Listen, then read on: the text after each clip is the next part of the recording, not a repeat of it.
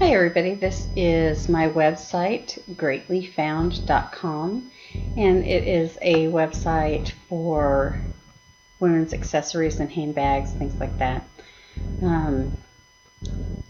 So here's the first home page, just has a picture of the products.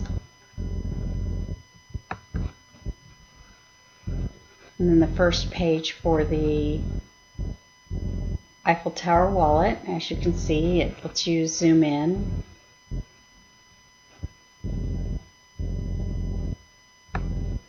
And you can add to cart. Here's my H1 tag. And the crossbody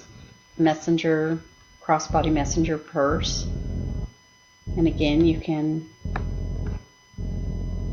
see where it has the add to cart and the H1 tags, and then the Eiffel Tower clutch, and you can add. And then I also have a contact page, tells a little bit about myself, and then I also added a blog.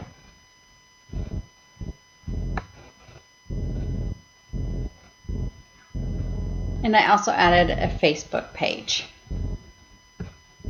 You can see I have it linked to the Facebook. And then I also have the cart. So I don't have a huge amount of product on my account. I was going to add more when my business started doing well.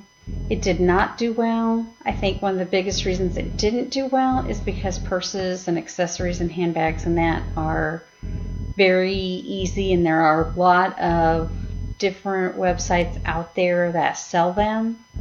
So I would need to increase my traffic by doing the blog and having the Facebook and getting as many people that I could to share my links.